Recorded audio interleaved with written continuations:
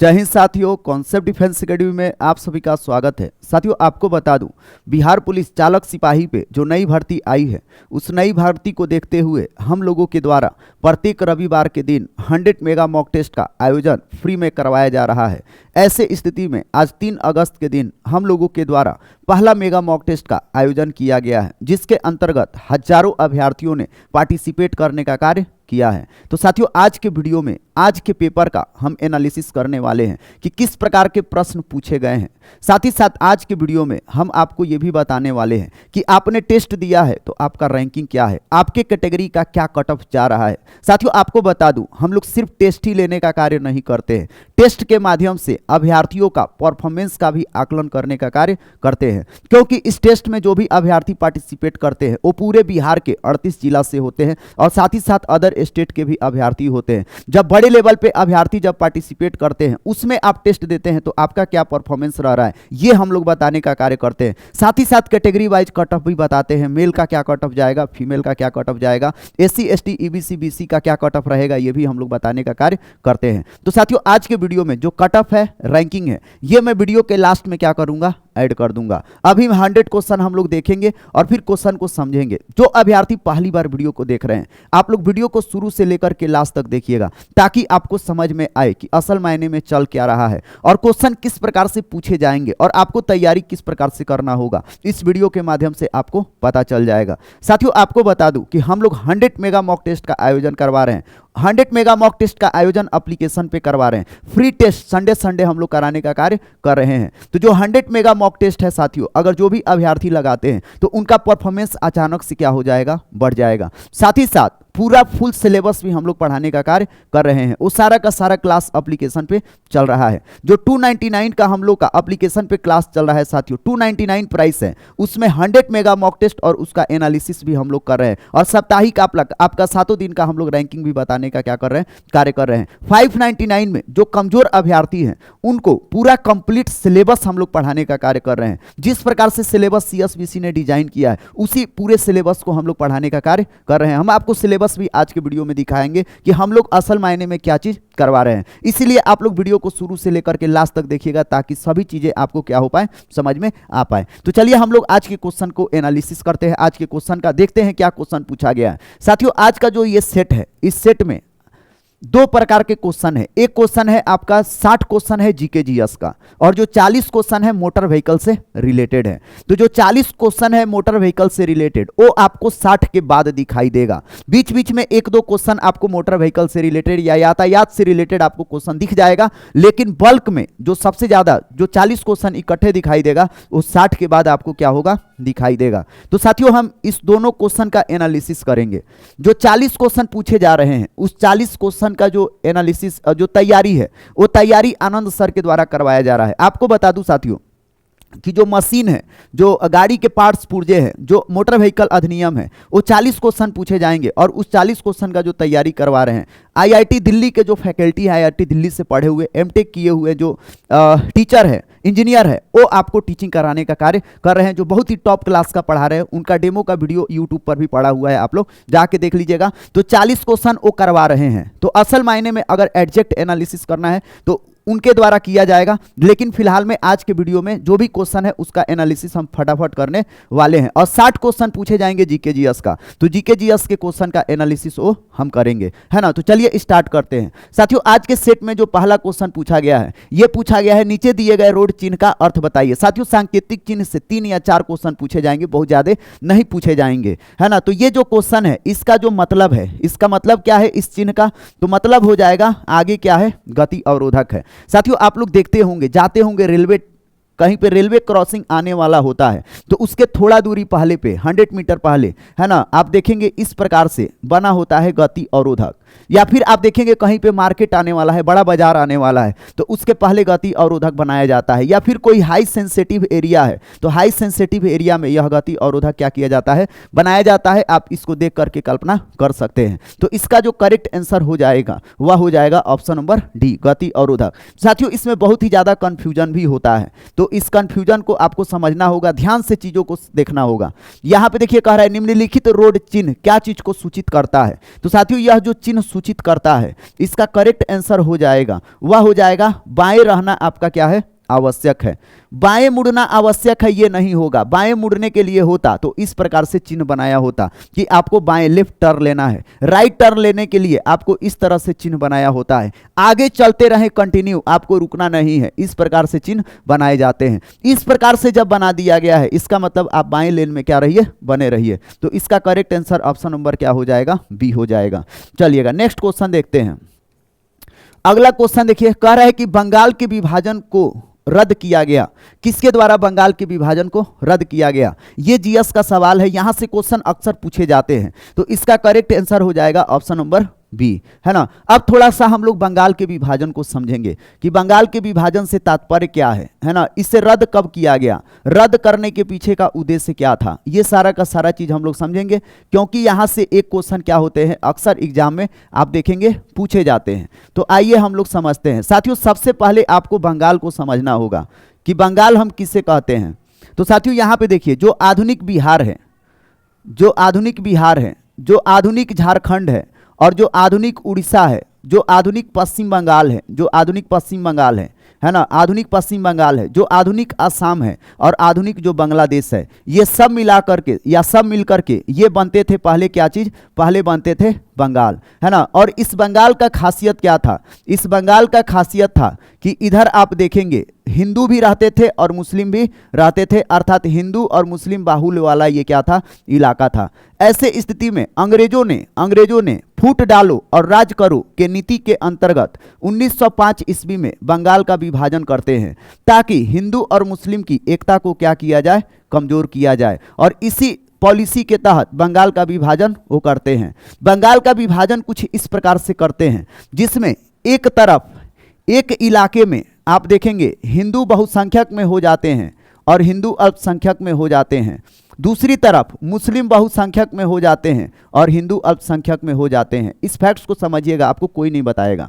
हम बताना चाह रहे हैं कि बंगाल विभाजन के पीछे का उद्देश्य क्या था, यहां से आपको बहुत सारा चीज समझ में आएगा। साथियों बंगाल विभाजन का उद्देश्य था अंग्रेजों का हिंदू और मुस्लिम की एकता को तोड़ना, कमजोर करना, ताकि वो ज्यादा दिन तक वो क्या कर सकते, भारत में राज कर सके।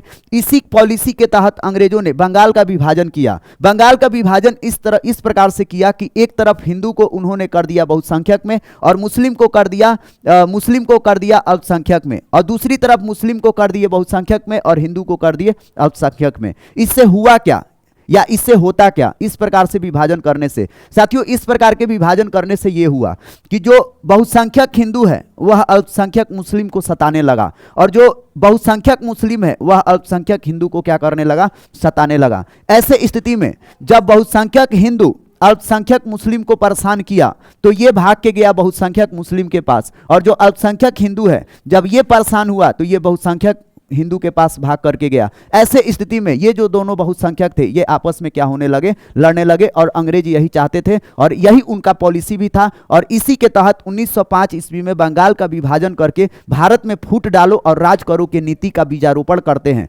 जिसने अंग्रेजों ने जिस बीज को बोया 1905 ईस्वी में वह फल काटा गया कब, 1947 ईस्वी में भारत का बंटवारा करके। एक तरफ देश आजाद हुआ तो दूसरी तरफ आप देखेंगे देश बिखर भी गया, एक तरफ पाकिस्तान बना और एक तरफ आपका भारत बन गया, है ना।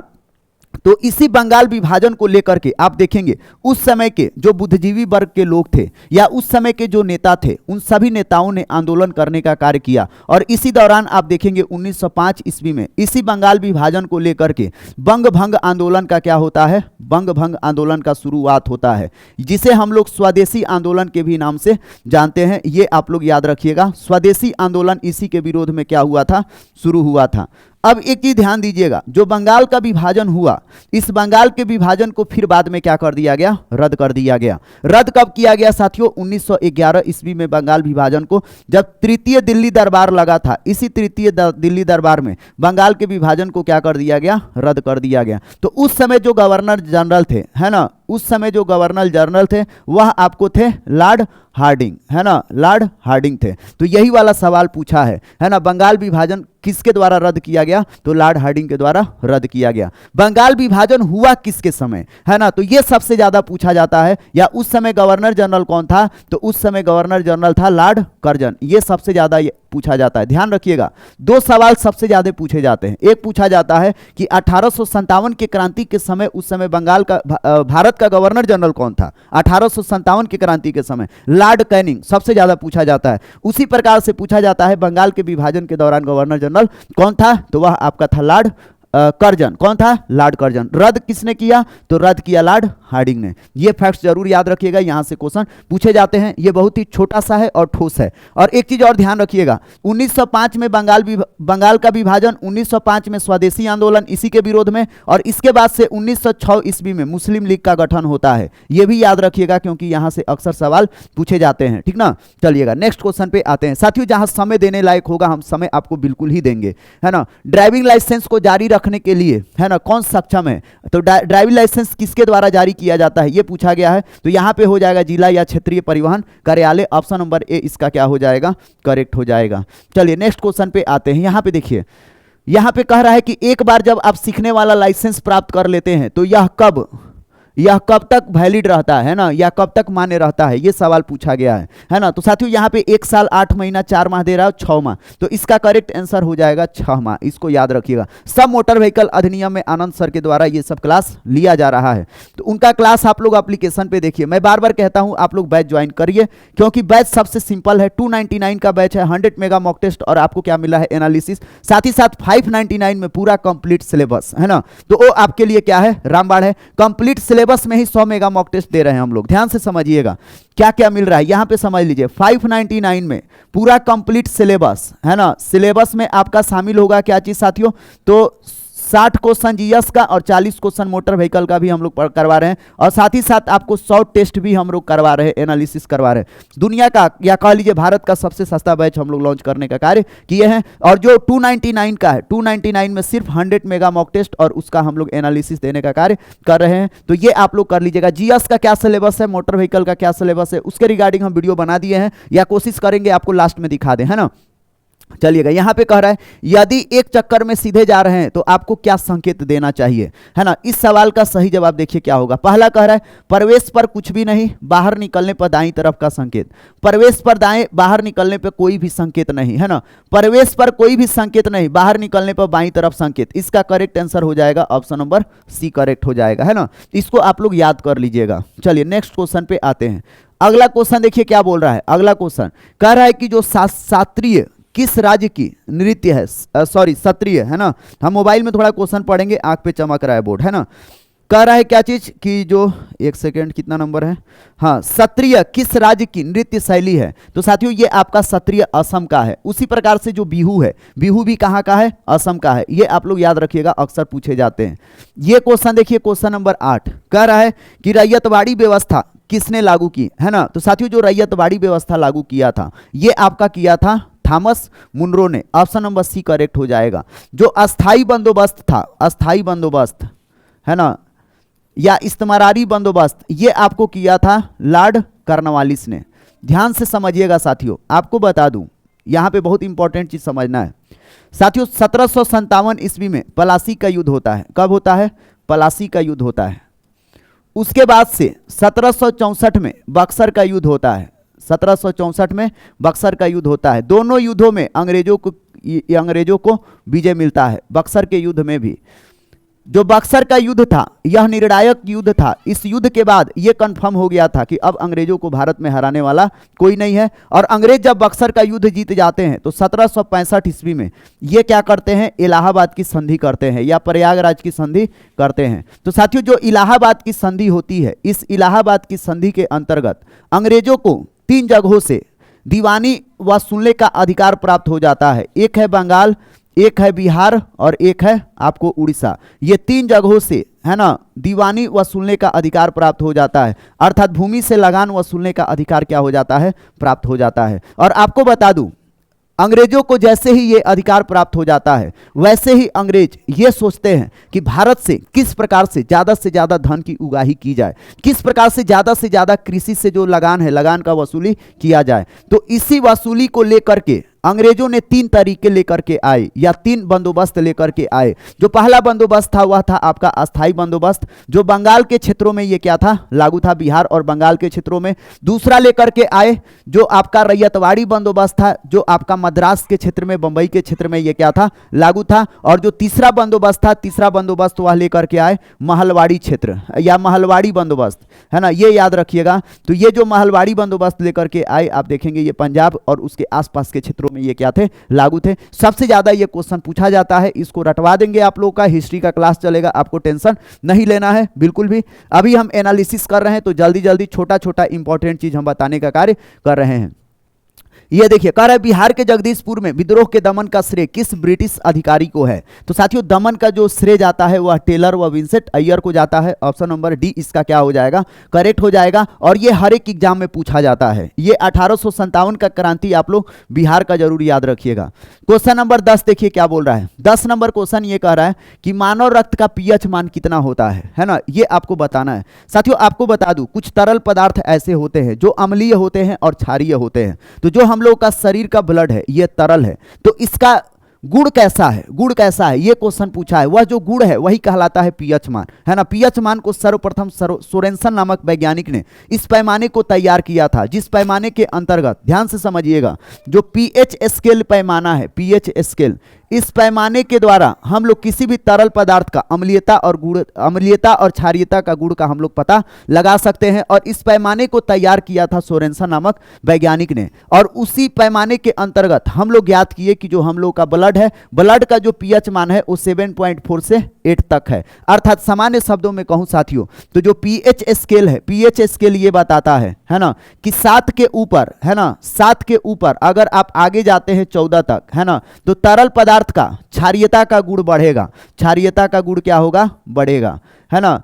वहीं पे 7 के जब नीचे आएंगे आप 0 तक, तो यहाँ पे अम्लीयता का क्या होगा, गुण बढ़ेगा, है ना, अम्लीयता का गुण बढ़ेगा उस तरल पदार्थ का। तो जो हम लोग का ब्लड है इसका पीएच मान 7.4 है, कितना, 7.4। इसका मतलब ये हुआ कि जो हम लोग का ब्लड है ये क्या है, हल्का क्षारीय है। हल्का क्या है, क्षारीय है। इस प्रकार से भी क्वेश्चन पूछे जाते हैं। तो जितना पीएच स्केल का मान है आप लोग याद रख लीजिएगा। नींबू का पूछता है, फिर से आपका यूरिन का, जो आप लोग का पेशाब है, पेशाब का पीएच मान पूछता है, और भी बहुत सारा चीज है ना, संतरे का, हर चीज का पीएच मान पूछा जाता है। जठर रस का पीएच मान क्या होता है ये भी पूछा जाता है ना। चलिएगा अगला क्वेश्चन देखिए, बहुत ही शानदार क्वेश्चन है। क्वेश्चन नंबर 11 कह रहा है कि जो गिरनार की पहाड़ी है, गिरनार की पहाड़ियां कहां स्थित है। तो जो अभ्यर्थी क्लास किए हैं आप लोग कमेंट कर दीजिएगा। जो गिरनार की पहाड़ी है ये आपका कहां पे है, ये आपका गुजरात में है। ऑप्शन नंबर ए क्या हो जाएगा, करेक्ट हो जाएगा। साथियों आपको बता दूं, जो गुजरात का सौराष्ट्र जिला है, गुजरात का सौराष्ट्र जिला है साथियों, ये वाला जो गुजरात का हिस्सा है ये गुजरात का सौराष्ट्र जिला है। यहाँ पे 3 पहाड़ियां एक साथ है, 3 पहाड़ियां एक साथ हैं।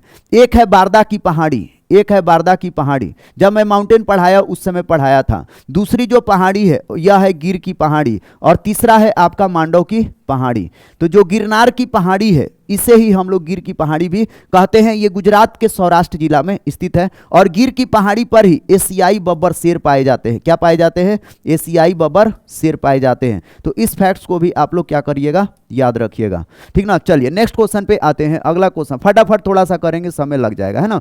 चलिए, कह रहे निम्नलिखित में से किस संस्था का संबंध भारत के कृषि एवं ग्रामीण वित्त बैंक की आवश्यकता तक सीमित है ना। तो साथियों ग्रामीण बैंकों, ग्रामीण क्षेत्रों में, है ना, या कह लीजिए कृषि के लिए जो बैंक लोन देता है ना, जो संस्था लोन देती है वह आपका हो जाएगा नाबार्ड, है ना। ऑप्शन नंबर सी इसका क्या हो जाएगा, करेक्ट हो जाएगा। अगला क्वेश्चन देखिएगा, अगला क्वेश्चन का सही जवाब आप लोग भी दीजिएगा, है ना। चलिएगा आंख जलन दे रहा है, मोबाइल पे ही पढ़ते हैं। चलिएगा अगला क्वेश्चन देखिए क्या कह रहा है। कह रहा है कि आप एक पैदल यात्री को आगे एक क्रॉसिंग करते हुए देखते हैं तो आपको क्या करना चाहिए, आपको क्या करना चाहिए। कोई व्यक्ति पैदल क्रॉसिंग कर रहा है रोड को तो आपको क्या करना चाहिए। पहला कर है जितना जल्दी हो सके गाड़ी निकालें, ये ऐसा कभी नहीं करना चाहिए, ऐसा करेंगे तो हादसा हो सकता है, ठीक ना। उसे वापस जाने की चेतावनी देने के लिए हुट करें, ये भी नहीं, हल्ला नहीं करें, गाड़ी चलाएंगे कि हल्ला करेंगे, ये नहीं करना है। एक पूर्ण विराम पर आए और उसे पार होने की प्रतीक्षा करें, ये आपका correct answer option number D हो जाएगा। साथियों आपको जवाब नहीं पता होता है तो आप पॉजिटिव ऑप्शन खोजा कीजिए। साथियों ये दोनों ऑप्शन निगेटिव है तो ये तो कभी हो ही नहीं सकता था। पॉजिटिव ऑप्शन यही दिखाई दे रहा है तो यही वाला आपका क्या हो जाएगा, सही हो जाएगा। चलिए अगला क्वेश्चन देखते हैं। क्वेश्चन नंबर 14 कह रहे निजी कार और मोटर चलित दोपहिया मालिकों के लिए नंबर प्लेट किस रंग की होती है ना? तो काले अक्षर और सफेद पृष्ठभूमि की होती है। इसका सी नंबर या ग नंबर आंसर हो जाएगा। अगला सवाल देखिए, बहुत ही अच्छा क्वेश्चन है। 15 नंबर कह रहा है कि गियर बॉक्स का मुख्य कार्य क्या है? जो गियर बॉक्स होता है इसका मुख्य कार्य क्या होता है? कह रहा है कि इंजन को ठंडा करना। इंजन को ठंडा करना इसका काम नहीं होता है। ठंडा करने के लिए कूलेंट है या फिर रेडिएटर है जिसमें हम लोग पानी डालते हैं। पहियों को घुमाना, पहियों को घुमाना इसका काम नहीं है ना? गियर बॉक्स पहिया को नहीं घुमाता है, घुमाने के लिए उसका अलग हिस्सा है। इंजन की शक्ति को पहिए तक पहुंचाना ये इसका मेन काम है। ऑप्शन नंबर सी इसका क्या हो जाएगा, करेक्ट हो जाएगा। अगला क्वेश्चन देखते हैं 16 नंबर। 16 नंबर क्या कह रहा है? कह रहा है कि कार का वह हिस्सा जो बिजली उत्पन्न करता है वह कौन सा है? तो साथियों आपको भी पता है कि जो अल्टरनेटर है, अल्टरनेटर का काम क्या है, बिजली को उत्पन्न करना। तो ऑप्शन नंबर ए इसका करेक्ट हो जाएगा। क्वेश्चन नंबर 17 देखते हैं। 17 क्या कह रहे हैं? कह रहा है कि निम्नलिखित वक्तव्यों का विचार कर सही उत्तर का चयन कीजिए। कह रहा है हिमालय से निकलने वाली नदियां बारहमासी नदियां हैं, सही है। हिमालयी नदियों का उद्गम स्रोत हिमानियों में स्थित है, यह भी क्या है, सही है। ध्यान से समझ लीजिए, यहाँ पे एक फैक्ट्स है, यहाँ पे एक क्या है, फैक्ट्स है। साथियों यहाँ पे ध्यान दीजिए, जो हम लोगों का हिमालय है, हिमालय भारत के उत्तर में स्थित है। हिमालय कहाँ पे है? भारत के उत्तर में स्थित है। और हिमालय पर दुनिया की सभी ऊंची ऊंची चोटियां पाई जाती है। हिमालय पर दुनिया की सभी ऊंची ऊंची चोटियां पाई जाती हैं। और जो ऊंची ऊंची चोटियां हैं उन चोटियों पर आप देखेंगे वर्ष भर बर्फ जमा होता है, अर्थात बर्फ से ढका होता है। जितनी ऊंची ऊंची चोटियां हैं ये सभी की सभी चोटियां। और आपको बता दूं साथियों, ये जो ऊंची ऊंची चोटियां हैं ना, ये सभी की सभी ऊंची ऊंची चोटियां पूरा बर्फ से ढकी हुई होती हैं, जिसे हम लोग ग्लेशियर का संज्ञा देते हैं। और ये ग्लेशियर आप देखेंगे गर्मी के दिनों में पिघलते रहते हैं।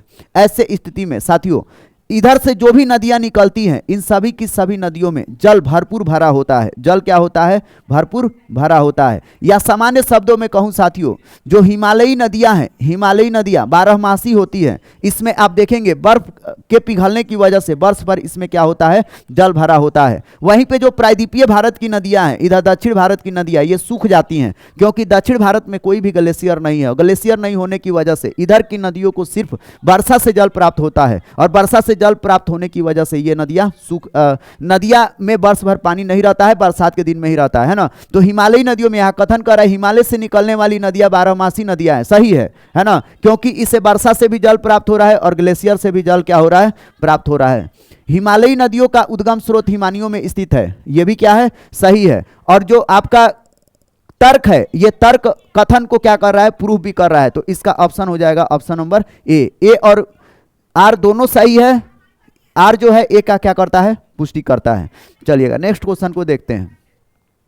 महात्मा गांधी राष्ट्रीय समुद्री उद्यान कहां स्थित है, यह क्वेश्चन पूछा गया है। तो साथियों ये उस स्थित है आपका पोर्ट ब्लेयर में। ऑप्शन नंबर डी क्या हो जाएगा, करेक्ट हो जाएगा। नहीं चलाओ, ओए बंद करो उसको। अगला क्वेश्चन देखिएगा क्या कह रहा है कि आईसीसी ने अगली 3 वर्ल्ड टेस्ट चैंपियनशिप फाइनल्स की मेजबानी किस बोर्ड को सौंपी है ना, किस बोर्ड को सौंपी है। तो साथियों ये जो सौंपा है ये आपका सौंपा है इंग्लैंड और वेल्स को। ऑप्शन नंबर बी इसका क्या हो जाएगा, करेक्ट हो जाएगा। चलिए नेक्स्ट क्वेश्चन पे आते हैं। इस क्वेश्चन का सही जवाब आप लोग देंगे, है ना। चलिएगा देखिएगा 20 नंबर क्वेश्चन क्या कह रहा है।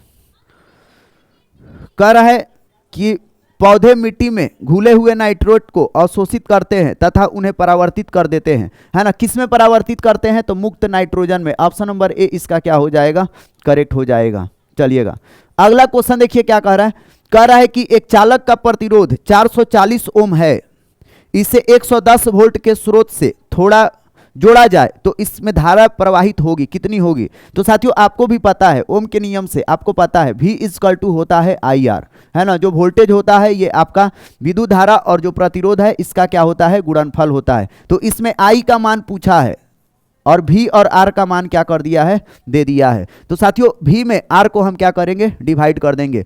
यहाँ पे प्रतिरोध कितना दिया है ना। यहाँ पे एक चीज ध्यान रखिएगा, एक चालक का प्रतिरोध 4 वोल्ट दिया है और प्रतिरोध दिया है, और पूछा क्या है आपसे, धारा प्रवाहित कितनी है। तो प्रतिरोध आपको दे दिया है 440, वोल्ट कितना है आपका 110 वोल्ट। तो इसी को आपको क्या करना है, सॉल्व कर लेना है। तो 110 से 4 बार में ये चला जाएगा, 1/4 हो जाएगा, अर्थात 1 में 4 का आप भाग लगाएंगे तो जाएगा नहीं, तो दशमलव लगा के 0 हम 2 बढ़ा लेंगे, है ना। तो इसको घटाएंगे साथियों तो कितना हो जाएगा, ये 1 में 4 का भाग देंगे तो 0.25 हो जाएगा। कितना हो जाएगा, एक सेकंड थोड़ा सा इसको रुक जाइए, है ना। 1/4 होगा, 1 बटा क्या होगा 4 होगा, 110 और ये कर दिए 4 से 1/4 और 4 से करेंगे तो आपका हो जाएगा ये 0.25, है ना। कौन सा हो जाएगा, option number B. Option number B क्या हो जाएगा, करेक्ट हो जाएगा। चलिए नेक्स्ट क्वेश्चन पे आते हैं, अगला क्वेश्चन देखते हैं। अगला क्वेश्चन एब्रीवेशन से है, अगला क्वेश्चन एब्रीवेशन से है। क्या कह रहा है देखिएगा, कह रहा है कि NSDL का पूरा नाम क्या है, ठीक ना। तो साथियों NSDL का जो पूरा नाम है ना, ये आपका हो जाएगा national securities depository limited. Option number D इसका क्या हो जाएगा, करेक्ट आंसर हो जाएगा, है ना। चलिएगा अगला क्वेश्चन देखिए क्या कह रहा है। अगला क्वेश्चन ये कह रहा है कि दिमाग के किस भाग में भूख लगने व भोजन से तृप्ति की अनुभूति कराने के केंद्र स्थित होते हैं।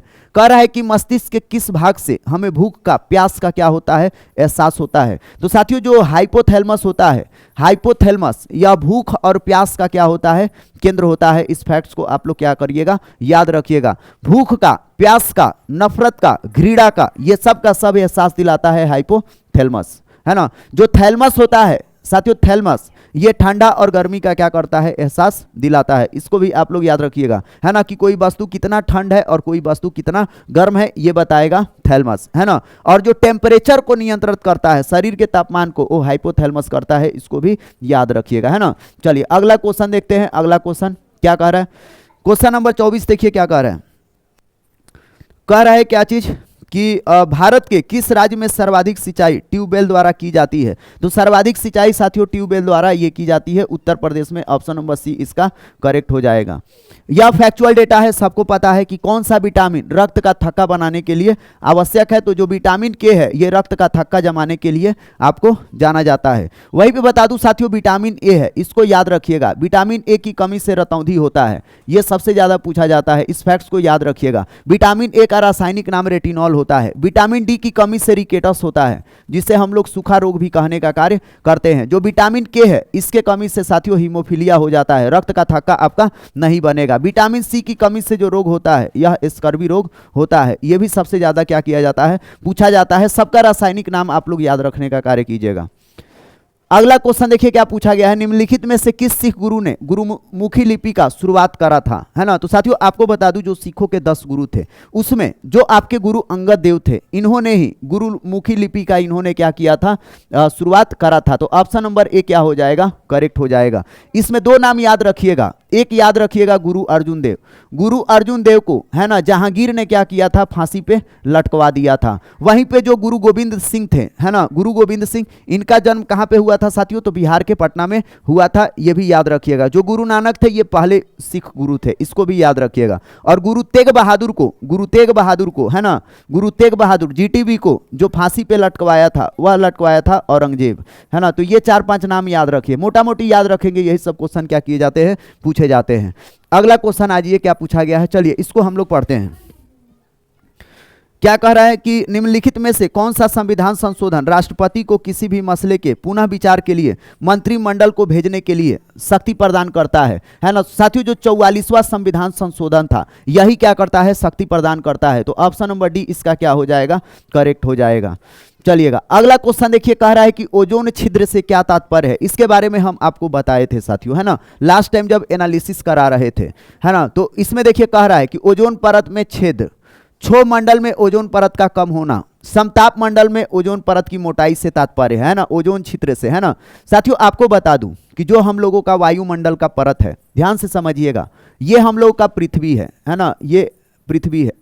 इस पृथ्वी के चारों तरफ वायु का मंडल है। वायु का मंडल का मतलब यह हुआ कि वायु में बहुत सारी गैसें, धूलकण, जल वाष्प क्या होते हैं, शामिल होते हैं। तो ये सब का सब जो मिश्रण है साथियों, ये पृथ्वी के चारों तरफ ये क्या है, फैला हुआ है, जिसे हम लोग वायुमंडल का क्या देते हैं, संज्ञा देते हैं। और ये जो वायुमंडल है, इस वायुमंडल को अलग अलग परतों में क्या किया गया है, अध्ययन के लिए बांटा गया है। जो पृथ्वी से सटा हुआ जो सबसे पहला परत है, उसे हम लोग क्षोभ मंडल कहते हैं। उसे हम लोग क्या कहते हैं, क्षोभ मंडल कहते हैं। और यहां पे सभी की सभी मौसमी घटनाएं होती हैं, अर्थात वर्षा का आना, आंधी का आना, तूफान का आना, है ना, मौसमी जो बदलाव होते हैं, ये सब के सब क्षोभ मंडल में होते हैं। क्षोभ मंडल के बाद जो दूसरा परत है, क्षोभ मंडल के बाद साथियों दूसरा मंडल है आपका, ये है समताप मंडल। और आपको बता दूं, समताप मंडल बहुत ही शांत है और यहां पे कोई भी मौसमी घटनाएं नहीं होती हैं। और इसी समताप मंडल में साथियों ओजोन परत पाया जाता है। क्या पाया जाता है, ओजोन लेयर पाया जाता है। जो ओजोन लेयर है, इस ओजोन लेयर का कार्य क्या है, यह सबसे ज्यादा इंपॉर्टेंट है। तो साथियों समताप मंडल में जो ओजोन लेयर पाया जाता है, इसका काम है कि सूर्य के प्रकाश से आने वाली जो अल्ट्रावायलेट रे है, पराबैंगनी किरणें है, उसको ये रोकने का, अवशोषित करने का क्या करता है, कार्य करता है। अगर पराबैंगनी किरणें पृथ्वी पर आने लगे सीधा, तो ऐसे स्थिति में यह मानव जीवन के लिए यह बहुत ही ज्यादा नुकसानदायक है। तो यही वाला आपका जो समताप मंडल है, इसी में ओजोन परत क्या है, शामिल है। इसका मोटाई कम हो रहा है। कम होने के पीछे का कारण क्या है कि हम लोग बहुत ही ज्यादा पृथ्वी से पॉल्यूशन को क्या कर रहे हैं, फैलाने का कार्य कर रहे हैं। एसी चला रहे हैं, फ्रिज चला रहे हैं, है ना, इससे बहुत गाड़ियां आ रही हैं, जिसके वजह से आप देखेंगे पॉल्यूशन ज्यादा से ज्यादा बढ़ते जा रहा है। समताप मंडल के बाद जो तीसरा मंडल है, ये आपका है मध्य मंडल। ये आपका क्या है, मध्य मंडल। इसको आप लोग याद रखिएगा। इसके बाद से जो अगला मंडल है, मध्य मंडल के बाद जो अगला मंडल है ना, वो आपका है साथियों आयन मंडल। इस फैक्ट्स को याद रखिएगा। और आयन मंडल के बाद जो आपका बाद वाला दिखाई दे रहा है, ये आपका है बहिर्मंडल। ये आपका क्या है, बहिर्मंडल। 5 मंडल को आप लोग क्या करिएगा, याद रखिएगा। याद रखने का टेक्निक क्या है, मध्य मंडल के नीचे 2 मंडल और मध्य मंडल के ऊपर 2 मंडल। मध्य मंडल के नीचे कौन कौन, समताप मंडल और क्षोभ मंडल, और मध्य मंडल के ऊपर कौन, आयन मंडल और बहिर्मंडल। तो इसको याद रखिएगा। ज्योग्राफी का क्लास चलेगा तो उसमें हम सब क्लियर कर देंगे, है ना। इस सवाल का सही जवाब आप लोग दीजिएगा, है ना। क्वेश्चन नंबर 29 का, क्वेश्चन नंबर 29 देखिए क्या कह रहा है। कह रहा है ब्लू चिप कंपनी क्या है, ब्लू चिप, है ना। तो साथियों जो ब्लू चिप कंपनी है, यह आर्थिक रूप से बहुत मजबूत होती है ना। इसका मतलब ये हुआ, इसका correct answer option number B हो जाएगा। चलिए नेक्स्ट क्वेश्चन पे आते हैं। यहां पे समझिएगा क्या कह रहा है। कह रहा है कि इंडिया आफ्टर गांधी वह history of the world's largest democracy नामक पुस्तक के रचयिता कौन है। तो साथियों जो आरसी गुहा है, रामचंद्र गुहा जी, ये हैं आपके। ऑप्शन नंबर बी इसका क्या हो जाएगा, करेक्ट हो जाएगा। इसके लेखक हैं। साथियों आपको बता दूं कि जब आप लोग हायर लेवल का स्टडी करेंगे, जैसे हिस्ट्री से ऑनर्स करेंगे, पोस्ट ग्रेजुएशन करेंगे, उस समय इनका किताब पढ़ेंगे तब आपको क्या होगा, समझ में आएगा। चाहे रामचंद्र गुहा का हो, चाहे रोमिला थापर का हो, है ना, ये लोग बहुत ही, या जो आरिफ हुसैन है उनका किताब हो, ये सब बहुत अच्छे अच्छे राइटर हैं। ये सबको समझ में नहीं आएगा। या बिपिन चंद्रा का किताब हो साथियों, है ना। साथियों हम हिस्ट्री ऑनर्स से ही दिल्ली यूनिवर्सिटी से पोस्ट ग्रेजुएट है ना। तो हम लोग जब पढ़ा करते थे तो उस समय ये सब किताब को क्या करते थे, फॉलो करा करते थे, है ना। चलिएगा नेक्स्ट क्वेश्चन पे आते हैं। अगला क्वेश्चन देखिए, कह रहे क्या चीज, जो सकल घरेलू उत्पाद है, उसको उत्पाद को किसके मूल्य के रूप में परिभाषित किया गया है। तो साथियों जो सकल घरेलू उत्पाद है, अर्थात जीडीपी, ग्रॉस डोमेस्टिक प्रोडक्ट, है ना, यह किसी भी अर्थव्यवस्था के एक वर्ष में उत्पादित अंतिम वस्तुएं एवं क्या होती हैं, सेवाएं होती है। साथियों इकोनॉमिक्स जब समझ में आए, जब क्लास कराएंगे, तो जितना आर्थिक शब्दावलियां हैं, सभी आर्थिक शब्दावलियां आपको हम समझा देंगे। जीडीपी क्या है, एनएनपी क्या है, मुद्रास्फीति क्या है, विमुद्रीकरण क्या है, महंगाई क्या है ना, ये सारा का सारा फैक्ट्स हम क्या करेंगे, कवर करेंगे, है ना। चलिएगा नेक्स्ट क्वेश्चन देखिए। यह क्वेश्चन बहुत ही शानदार है। कह रहा है कि ब्रह्मपुत्र नदी अपने स्रोत से लेके डेल्टा तक कहां से होके गुजरती है। अर्थात पूछा है कि जो ब्रह्मपुत्र नदी है यह कितने देशों से होकर प्रवाहित होती है। तो साथियों याद रखिएगा, जो ब्रह्मपुत्र नदी है यह 3 देशों से होकर प्रवाहित होती है, चीन, भारत और बांग्लादेश। यह अंतर्राष्ट्रीय नदी है। साथियों यहाँ पे ध्यान दीजिएगा, जो भी अभ्यर्थी तैयारी कर रहे हैं बिहार पुलिस चालक सिपाही का, मैं कह रहा हूं कि जो भी हम एनालिसिस कराते हैं उसके लिए आप एक कॉपी भी रखिए, क्योंकि जो मैं इंपॉर्टेंट चीज बताता हूं उसको नोट डाउन भी करते चलना है। साथियों यहाँ पे जो तिब्बत है, तिब्बत के समीप मानसरोवर झील है, यहाँ पे मानसरोवर झील है और इसी मानसरोवर झील के समीप से 3 नदियां निकलती हैं और तीनों की तीनों नदियां अंतर्राष्ट्रीय नदियां हैं। इस फैक्ट्स को भी याद रखिएगा, है ना। एक नदी निकलती है सिंधु नदी के सिंधु नदी मानसरोवर झील के समीप ही चेमायुंगडू ग्लेशियर से निकलती है और उत्तर पश्चिम दिशा में प्रवाहित होते हुए भारत में प्रवेश करके ये चली जाती है पाकिस्तान में। 3 देशों से ये भी प्रवाहित होती है। सबसे पहले चीन के बाद ये प्रवेश करती है कहाँ पे, भारत में, और भारत के बाद कहाँ चली जाती है, पाकिस्तान में। यह अंतर्राष्ट्रीय नदी है सिंधु नदी। इस फैक्ट्स को भी याद रखिएगा। उसी प्रकार से यहीं से मानसरोवर झील के समीप एक झील है राकसताल, उस राकसताल झील से सतलज नदी निकलती है और ये चीन, भारत और पाकिस्तान में जाकर के या सिंधु नदी में पाकिस्तान के मिठानकोट में मिल जाती है। अर्थात सतलज नदी भी अंतर्राष्ट्रीय नदी है जो 3 देशों से होकर प्रवाहित होती है। और जो ब्रह्मपुत्र नदी है ये भी आप देखेंगे, ये सबसे पहले चीन में प्रवाहित होती है, फिर उसके बाद से ये भारत में प्रवेश करती है, इंडिया में, है ना, अरुणाचल प्रदेश राज्य में, और फिर उसके बाद से ये बांग्लादेश में क्या करती है, प्रवेश करती है। तीनों की तीनों नदियां अंतर्राष्ट्रीय नदियां हैं और तीनों की तीनों नदियां पूर्ववर्ती नदियां हैं। इस फैक्ट्स को भी याद रखिएगा। अर्थात ये तीनों की तीनों नदियां हिमालय की उत्पत्ति के पहले से ही ये क्या हो रही है, प्रवाहित हो रही है। इस फैक्ट्स को याद रखिएगा, है ना। तो चीन, भारत और बीडी बांग्लादेश। अगला क्वेश्चन देखिए, कह रहा है H2SO4 का प्रयोग किस रूप में नहीं किया जा सकता, है ना। तो रोगाणुनाशी में प्रयोग नहीं किया जा सकता। ऑप्शन नंबर सी करेक्ट हो जाएगा। यह भी सवाल बहुत ही अच्छा है, इसको आप लोग देख लीजिए, है ना। निम्नलिखित हस्तियों पर विचार कीजिए। ये बिहार एसआई में पूछा हुआ क्वेश्चन है, तो इसको हम डालने का प्रयास किए हैं कि इस प्रकार से भी क्वेश्चन पूछे जाते हैं। तो साथियों इसका नसरुद्दीन शाह, गिरीश कर्नाड, साथियों ये सब के सब हो जाएंगे, है ना। ये सभी के सभी लोग किनसे, थिएटर से ही जुड़े हुए हैं ना। चलिएगा, मतलब कि एक्टिंग करने से पहले ये लोग पहले थिएटर में ये लोग क्या किए, काम किए, और फिर उसके बाद से थिएटर में ये नुक्कड़ नाटक किए और वहां से सीखे, फिर फिल्म में आए, है ना। निम्नलिखित में से कौन सी प्रार्थना समाज की मांग नहीं है। तो साथियों प्रार्थना समाज की जो मांग नहीं है, इसमें आप देखेंगे अस्पृश्यता की समाप्ति, यह प्रार्थना समाज की कभी भी मांग नहीं रही है। तो इसका करेक्ट आंसर हो जाएगा ऑप्शन नंबर डी। चलिए नेक्स्ट क्वेश्चन पे आते हैं। क्वेश्चन नंबर 50 देखिए क्या कह रहा है। कह रहा है कि किस देश ने 2040 तक पेट्रोल और डीजल के कारों की बिक्री पर पूरी तरह से प्रतिबंध लगाने का निर्णय लिया है। कौन सा देश जो है डीजल पेट्रोल की सभी गाड़ियों को बंद करने वाला है। तो साथियों फ्रांस हो जाएगा। ऑप्शन नंबर सी करेक्ट हो जाएगा। चलिए नेक्स्ट क्वेश्चन पे आते हैं। ये बहुत ही अच्छा सवाल है। ये भी कह रहा है निम्नलिखित में से कौन सा कथन जठर रस के बारे में सही नहीं है, है ना। जठर रस के बारे में पूछा है। सबसे पहले यह समझना है कि जठर रस होता क्या है। तो साथियों जो हम लोगों का आमाशय है, आमाशय की संरचना जे आकार है। आमाशय का मतलब हम लोग पेट है, जो हम खाते हैं, खाने के बाद जहां हम लोग के भोजन पेट में जहां ठहरता है ना, उस जगह को हम लोग आमाशय कहते हैं। क्या कहते हैं, आमाशय। और ये जो आमाशय है, इसी आमाशय की दीवारों से जठर रस निकलता है, जिसे हम लोग गैस्ट्रिक जूस कहते हैं। इसी दीवारों से जठर रस निकलता है। साथियों ये जो जठर रस होता है, ये आप देखेंगे यह अम्लीय होता है। इसी में मौजूद होता है HCl भी इसी में क्या होता है, मौजूद होता है। और जो पाचक एंजाइम होते हैं, है ना, जो पेप्सिन और लाइपेज पाचक एंजाइम है, इसी जठर रस में क्या होते हैं, मौजूद होते हैं, जो खाने में मौजूद प्रोटीन और वसा का क्या करते हैं, पाचन करने का कार्य करते हैं। तो इसी जठर रस के बारे में इसने क्या किया है, पूछा है। कह रहा है कौन सा सही नहीं है। जठर रस एक अस्थायी आशय के रूप में काम करता है, यह सही है। जठर खाद्य को अमाशय रस के साथ मिश्रित कर देता है, यह भी क्या है, सही है। जठर रस अमाशय में लाइपेज और एमाइलेज को क्या करता है, स्रावित करता है, यह भी क्या है, सही है। जठर के खाली होने की दर खाद्य के प्रकार पर निर्भर करती है, यह आपका क्या है, गलत है। ऑप्शन नंबर डी क्या हो जाएगा, करेक्ट हो जाएगा। जठर रस और इंटेस्टाइनल जूस जो आंतरिक रस है या क्षुद्रांत रस है, यह हमेशा निकलते रहते हैं, है ना। चलिए 38 नंबर देखिए क्या कह रहा है।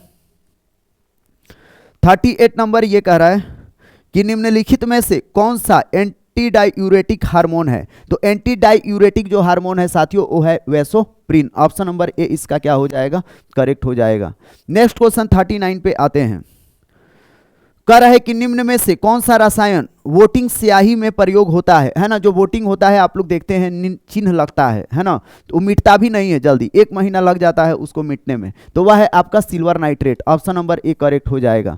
40 नंबर पे आते हैं। बहुत ही शानदार क्वेश्चन है। कह रहा है भारत के संविधान के प्रस्तावना में प्रतिस्थापित स्वतंत्रता, समानता और भाईचारे के आदर्शों का प्रेरणा कहां से मिली। साथियों आपको बता दूं, जो फ्रांस का क्रांति हुआ, यही फ्रांस का क्रांति आप देखेंगे पूरे विश्व में स्वतंत्रता, समानता और भाईचारे को क्या किया था, जन्म दिया था। अर्थात फ्रांस की क्रांति का इतिहास आप देखेंगे विश्व के इतिहास में बहुत ही ज़्यादा क्या रखता है, महत्व रखता है, क्योंकि यहाँ से आप देखेंगे निरंकुश सत्ता का क्या होता है, अंत होता है।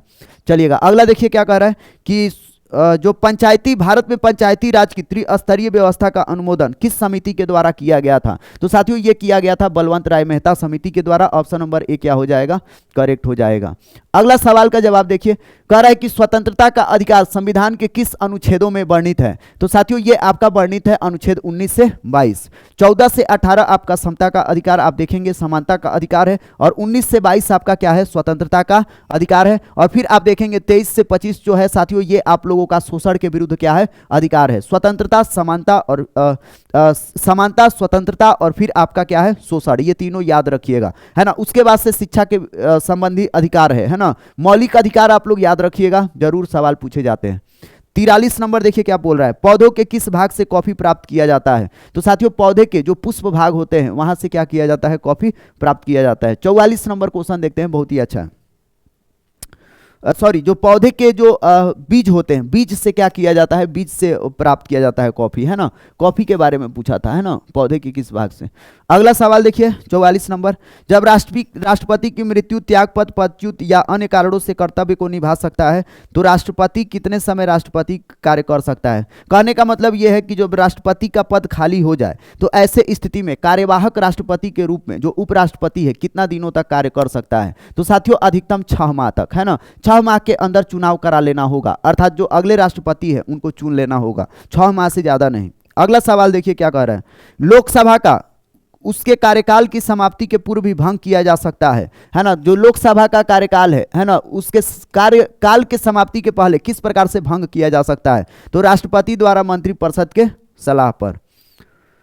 यह ध्यान दीजिए, कह रहा है उत्तरी अमेरिका महाद्वीप की सबसे बड़ी झील कौन सी है? तो साथियों जो उत्तरी अमेरिका महाद्वीप की सबसे बड़ी झील है वह आपका है सुपीरियर झील। ऑप्शन नंबर ए इसका क्या हो जाएगा, करेक्ट हो जाएगा, ठीक ना। चलिएगा बांध के बारे में क्वेश्चन पूछा गया है कि जो टिहरी बांध है निम्नलिखित में से किन दो नदियों के संगम पर स्थित है? तो साथियों टिहरी बांध ये भागीरथी और भिलंगना नदी के संगम पर क्या है, स्थित है। याद रखिएगा, सबसे ज्यादा पूछा जाता है। ऑप्शन नंबर सी करेक्ट हो जाएगा। नेक्स्ट क्वेश्चन पे आते हैं, कह रहा है अंतर्राष्ट्रीय महिला दिवस कब मनाया जाता है? तो ये सबको पता है कब मनाया जाता है, 8 मार्च को मनाया जाता है। ऑप्शन नंबर ए करेक्ट हो जाएगा। कह रहा है एन किस देश की मुद्रा है? साथियों 2 देश की मुद्रा याद रखिएगा, हमेशा सबसे ज्यादा पूछा जाता है। एक चीन की मुद्रा याद रखिएगा, चीन की मुद्रा है रेनमिनबी, है ना। चीन की मुद्रा क्या है, रेनमिनबी, सबसे ज्यादा पूछा जाता है रेनमिनबी, है ना, रेनमिनबी, ठीक ना। और इसकी जो राजधानी है बीजिंग, ये याद रखिएगा। वहीं पे जो जापान की मुद्रा है, जापान की मुद्रा है एन, और इसका राजधानी क्या है, टोक्यो, है ना। राजधानी है टोक्यो और मुद्रा क्या है, एन। ये सबसे ज़्यादा पूछा जाता है, तो ये दोनों याद रखिएगा। अक्सर ये रिपीट करता है बिहार के एग्जाम में। चीन हो जाएगा, सॉरी जापान हो जाएगा, क्या हो जाएगा, जापान। चलिए नेक्स्ट क्वेश्चन पे आते हैं। कह रहा है कि बिहार के किस जिला में सबसे कम लिंगानुपात है? कब सबसे कम लिंगानुपात है ना। तो साथियों जो सबसे कम लिंगानुपात है ये आपका हो जाएगा मुंगेर। क्या हो जाएगा, मुंगेर। ऑप्शन नंबर ए इसका क्या हो जाएगा, करेक्ट हो जाएगा। चलिएगा नेक्स्ट क्वेश्चन पे आते हैं, क्वेश्चन नंबर 51। कह रहा है कि जो गुप्त सम्राट है, गुप्त सम्राट जिसने हुडो को पराजित किया, साथियों आपको बता दूं जो गुप्त शासक थे, इन गुप्त शासकों में जो सबसे शक्तिशाली शासक हुआ वह कह लीजिए स्कंदगुप्त था, और इसी के समय हुडो का आक्रमण हुआ, और हुडो के आक्रमण ने गुप्तों की शक्ति को कमजोर भी किया। और आपको बता दूं कि स्कंदगुप्त के मृत्यु के बाद आप देखेंगे, स्कंदगुप्त के मृत्यु के बाद गुप्त शासक का लगभग क्या हो जाता है, पतन भी हो जाता है, क्योंकि उसके बाद कोई भी योग्य शासक नहीं आते हैं। वहीं पे साथियों समुद्रगुप्त के बारे में बता दूं, समुद्रगुप्त से संबंधित एक सिक्का प्राप्त हुआ है, जिसे आप देखेंगे बीड़ा बजाते हुए समुद्रगुप्त को दिखाया गया है। नहीं, समुद्रगुप्त को नहीं, सॉरी समुद्रगुप्त को भारत का नेपोलियन कहा जाता है। ये आप लोग याद रखिए, सबसे ज्यादा पूछा जाता है। भारत का नेपोलियन किसे कहा जाता है, समुद्रगुप्त को। जो कुमारगुप्त है उसने नालंदा विश्वविद्यालय का क्या किया था, स्थापना किया था। इस फैक्ट्स को भी याद रखिएगा। अगला क्वेश्चन देखिए क्या पूछा गया है, 52 नंबर, है ना। 52 नंबर ये कह रहा है कि बिहार की पहली मैथिली फिल्म कौन सी है ना। तो साथियों बिहार की जो पहली मैथिली फिल्म है वो है आपको कन्यादान। ऑप्शन नंबर बी इसका क्या हो जाएगा, करेक्ट आंसर हो जाएगा। चलिएगा अब साइंस का कुछ क्वेश्चन है। कह रहा है किसी ठोस पदार्थ के बिना द्रवों के बदले सीधे वाष्प में परिवर्तित हो जाना, ये क्या कहलाता है? तो साथियों ये कहलाएगा ऊर्ध्वपातन, है ना। जैसे आप देखेंगे कपूर को जलाएंगे तो वह सीधे ठोस से किस में बदल जाता है? गैस में बदल जाता है। चलिएगा नेक्स्ट क्वेश्चन को देखते हैं। साथियों ध्यान दीजिएगा, जो भी सिलेबस है, सिलेबस के अकॉर्डिंग हम लोग क्या कर रहे हैं? पेपर को डिजाइन कर रहे हैं। पेपर का लेवल अभी हम लोग इजी टू मॉडरेट रख रहे हैं। आगे आने वाले समय में पेपर का लेवल धीरे धीरे क्या होगा? बढ़ेगा। वो टेस्ट पे डिपेंड करता है और पेपर का डिजाइन हम लोग उस प्रकार से करते हैं ताकि उससे कुछ फायदा हो, आपका कुछ सिलेबस भी क्या हो? कवर हो, या हम लोग एनालिसिस कराए तो वहां से आप लोग कुछ सीखने का भी कार्य करिए। चलिए कह रहा है सीएनजी को पारिस्थितिक मैत्रीपूर्ण क्यों कहा जाता है? साथियों इसलिए कहा जाता है क्योंकि आप देखेंगे इस सीएनजी के प्रयोग से जो कार्बन मोनोऑक्साइड प्रदूषक है, कार्बन मोनोऑक्साइड प्रदूषक है, इसकी क्या हो जाएगी? कमी हो जाएगी। तो इसका करेक्ट आंसर सी हो जाएगा। चलिए नेक्स्ट क्वेश्चन 55 पे आते हैं। 55 देखिए क्या कह रहा है। कह रहा है पौधों में पितृअस्त अंकुरण का अभिप्राय क्या है? तो साथियों इसका जो अभिप्राय है, जनक वृक्ष पर लगे हुए फल के भीतर बीजों का अंकुरण। ऑप्शन नंबर सी करेक्ट हो जाएगा। इसका आपको मिलान करना है, इसका आपको क्या करना है? मिलान करना है। देखिए किस प्रकार से मिलान होगा, ध्यान दीजिएगा। जो दिलवाड़ा जैन मंदिर है ये माउंट आबू पर्वत पे है ना, एक भी याद होगा तो चलेगा, है ना। इसी प्रकार से जो महाबोधि मंदिर है ये बोध गया में है ना। तो ए का 2 हो जाएगा और डी का हो जाएगा 1। तो ए का 2 इसमें पहला ही मिल गया और डी का क्या हो गया? 1, है ना।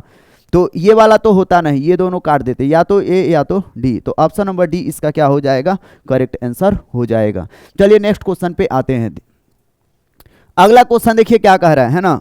कह रहा है कि निम्नलिखित में से उच्च न्यायालय या उच्चतम न्यायालय की वह रीट जो आदेश देता है कौन सा है जो प्राधिकार को रद्द करने के लिए किया गया है ना। तो साथियों इसका जो करेक्ट आंसर हो जाएगा अधिकार परीक्षा रीट। आपको बता दूं साथियों कि जो अनुच्छेद 32 है, अनुच्छेद 32 के तहत संवैधानिक उपचारों का अधिकार दिया गया है। अर्थात किसी व्यक्ति के मौलिक अधिकार का हनन होता है तो वह सुप्रीम कोर्ट जा सकता है और सुप्रीम कोर्ट क्या कर सकता है? 5 प्रकार के रीट जारी कर सकता है। यह सवाल देखिए ये भी बहुत ही अच्छा क्वेश्चन है। Last time mega mock test में इसका हम एनालिसिस कर चुके हैं, 8 में डाले हैं, है ना। कह रहा है भारतीय इतिहास के सर्वाधिक विनाशकारी युद्धों में से एक राक्षस तंगड़ी का युद्ध या तालीकोटा का युद्ध या बतरीहट का युद्ध 23 जनवरी 1565 के समीप विजयनगर के शासक कौन थे? उस समय शासक कौन थे? तो सदाशिव राय थे। और आपको बता दूं साथियों कि इनके बाद से, इस युद्ध के बाद विजयनगर साम्राज्य का क्या हो जाता है? पतन हो जाता है। लास्ट टाइम हम सेट में चर्चा किए थे, बताए भी थे कि साथियों जिस समय उत्तर भारत में दिल्ली के सुल्तान राज कर रहे थे उसी समय दक्षिण भारत में आप देखेंगे, दक्षिण भारत में विजयनगर के राजा क्या कर रहे थे? राज कर रहे थे। अर्थात विजयनगर के राजाओं का बोलबाला था। साथियों ये आपका जो कर्नाटक वाला इलाका है यहीं पे आप देखेंगे विजयनगर साम्राज्य था, है ना। और इसका जो पड़ोसी साम्राज्य या पड़ोसी दुश्मन था वह आपका बहमनी था। वह कौन सा था? बहमनी था। तो विजयनगर जो था, विजयनगर कंट्रोल ये लगभग दक्षिण भारत में पूरा कर रहा था। नर्मदा नदी के पूरे इलाके पर कंट्रोल किनका था? विजयनगर साम्राज्य के राजाओं का था। और ये हिंदू राजा था, समझ गए ना। तो आप देखेंगे इनका इतना वर्चस्व था, इसके बावजूद भी इनका राक्षसी तंगड़ी युद्ध के बाद से इन लोगों का क्या हो गया? पतन हो गया। तो इस फैक्ट्स को याद रखिएगा। बस ये याद रखिएगा कि विजयनगर साम्राज्य की स्थापना किसने की? तो 2 भाई थे, हरिहर और बुक्का, वही दोनों भाई स्थापना किए थे, जिसे मोहम्मद बिन तुगलक उठा करके दिल्ली लेकर के चला गया था। यह भी क्वेश्चन पूछा जाता है कि जब विजयनगर साम्राज्य की स्थापना हुई उस समय दिल्ली का सुल्तान कौन था? तो दिल्ली का जो सुल्तान था भाई मेरे, वह था मोहम्मद बिन तुगलक। इस फैक्ट्स को भी याद रखिएगा। इसका राजधानी पूछा जाता है, विजयनगर साम्राज्य की राजधानी कहां थी? तो हम्पी थी। और किस जगह के लिए विजयनगर और बहमनी साम्राज्य आपस में लड़ते रहते थे? तो साथियों यहां पे रायचूर दोआब है, इसी रायचूर दोआब के लिए ये दोनों आपस में क्या होते थे? लड़ते रहते थे। चलिएगा नेक्स्ट क्वेश्चन पे आते हैं। अगला क्वेश्चन देखिए ये भी बहुत ही अच्छा क्वेश्चन है। जो भी क्वेश्चन हम डालते हैं साथियों सब एकदम शानदार, ताकि वहां से आपको कुछ सीखने के लिए मिले, है ना। कह रहा है भारतीय राष्ट्रीय कांग्रेस का वर्ष 1929 में लाहौर अधिवेशन में जिसने अंग्रेजों से पूर्ण स्वतंत्रता पाने का संकल्प अंगीकृत किया गया था, किसकी अध्यक्षता में हुआ था? तो साथियों पूर्ण स्वराज की या पूर्ण स्वतंत्रता की जो मांग की गई थी उस समय 1929 में जो कांग्रेस के अध्यक्ष थे वह थे आपको Jawaharlal Nehru. Option number C क्या हो जाएगा? करेक्ट हो जाएगा। अगला देखिएगा, अगला सवाल क्या पूछा गया है, 60 नंबर है ना। इसके बाद से साथियों आप लोगों का मोटर व्हीकल से रिलेटेड शुरू हो जाएगा। कह रहा है निम्नलिखित में से कौन सा एक कथन सही है। तो साथियों इसका जो सही हो जाएगा, फुफ्फुस धमनी के अलावा बाकी सभी धमनियां ऑक्सीजन रहित होती है। ऑप्शन नंबर सी क्या हो जाएगा, करेक्ट हो जाएगा। जब रक्त परिसंचरण तंत्र पढ़ाएंगे तो उस समय आपको सारा का सारा हम फैक्ट्स पढ़ाने का एप्लीकेशन पे काम करेंगे। मैं बार बार कहता हूं, जो भी भाई मेरे अभी एप्लीकेशन पे नहीं जुड़े हैं, आप लोग जुड़िए, है ना। आप जुड़ेंगे तो आपको फायदा क्या होगा, मैं क्यों बोल रहा हूं आपसे जुड़ने के लिए, मैं बार बार फोर्स इस चीज के लिए क्यों कर रहा हूं, यहां पे भी ध्यान दीजिए। आपको मैं कुछ दिखा रहा हूं, है ना, इस चीज को समझिएगा साथियों। यहां पे आ जाइए, यहां पे मैं आपको पहले थोड़ा सा 2 मिनट के लिए बैक आता हूं, ठीक। चलिएगा, यहाँ पे आप लोग थोड़ा सा सिलेबस पे गौर करिए, है ना, सबसे ज़्यादा यही इंपॉर्टेंट चीज़ है, ठीक ना। चलिए हम आपको सिलेबस दिखाते हैं, ठीक। यहाँ पे देखिए, चलिएगा, मैं ड्राइवर सर्च कर लिया, यहाँ पे आ गया और ड्राइवर सर्च हो गया, है ना।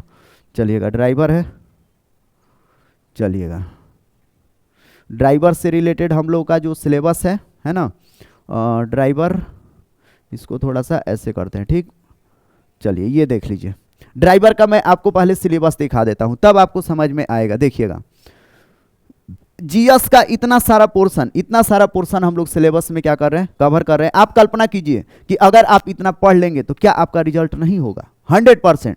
कहीं से भी क्वेश्चन आएगा, सारा का सारा क्वेश्चन आप लोग बनाने का क्या करेंगे, कार्य करेंगे। हर चीज हम बांट दिए हैं। यहाँ पे मानव शरीर विज्ञान बनाए हैं कि मानव शरीर विज्ञान को पढ़ना है, तो मानव शरीर विज्ञान में आपको श्वसन तंत्र पढ़ाएंगे, तंत्रिका तंत्र पढ़ाएंगे, आपका पाचन तंत्र पढ़ाएंगे, आपका स्केलेटन सिस्टम पढ़ाएंगे, आपका ग्रंथि तंत्र पढ़ाएंगे। सारा का सारा सिलेबस हम लोग पढ़ा रहे हैं, चाहे हिस्ट्री हो, चाहे ज्योग्राफी हो, चाहे पॉलिटी हो, चाहे करंट, सारा का सारा डेटा यहाँ पे क्या हो रहा है, चल रहा है। वहीं पे जो 40 नंबर का सिलेबस है, ये वाला, ये आनंद सर के द्वारा पढ़ाया जा रहा है, ये पूरा का पूरा सिलेबस है साथियों। इतना पढ़ लेंगे ना तो कोई भी एग्जाम होगा, सिपाही ही मत सोचिए, आगे का भी थोड़ा सा सोचिए, आपका अदर एग्जाम भी क्या हो जाएगा, निकल जाएगा। ऊपर से शॉर्ट टेस्ट भी आपको दे रहे हैं, और मात्र कितना में चल रहा है, ये सबसे बड़ी बात है। सबसे बड़ी बात तो यही है साथियों। तो सबसे बड़ी बात है, यहाँ पे देख लीजिए, 100 टेस्ट और फुल मेगा मॉक टेस्ट हम लोग 299 में दे रहे हैं। कितने का, 299, सॉरी 100 टेस्ट और फुल सिलेबस 599 में। कितने का, 599 में। और 100 मेगा मॉक टेस्ट और उसका एनालिसिस साथियों हम लोग 299 में दे रहे हैं। ध्यान से समझ लीजिए, अगर फुल बैच पढ़ना चाहते हैं और शॉर्ट टेस्ट लगाना चाहते हैं, जो सिलेबस आपको दिखाए हैं, तो 599, और सिर्फ शॉर्ट टेस्ट देना चाहते हैं और उसका एनालिसिस देखना चाहते हैं तो 299 का बैच है। किस प्रकार से जुड़ेंगे, एप्लीकेशन पे आपको जाना है और आपको प्ले स्टोर में जाना है और जाकर के सिर्फ आप सीडीएस सर्च कीजिएगा। सीडीएस सर्च करेंगे तो साथियों जो यूट्यूब का लोगो है वही येलो कलर का दिख जाएगा, एप्लीकेशन को डाउनलोड कर लीजिएगा, या इस वीडियो के डिस्क्रिप्शन बॉक्स में एप्लीकेशन का लिंक मिल जाएगा। उस एप्लीकेशन के माध्यम से आप क्या कर सकते हैं, डाउनलोड कर सकते हैं, या फिर मेरा नंबर ले लीजिए 7970457882। अगर व्हाट्सएप पे हाई लिखेंगे तो साथियों सीधे एप्लीकेशन का लिंक क्या हो जाएगा, मिल जाएगा, तो वहां से आप लोग जुड़ सकते हैं, ठीक ना।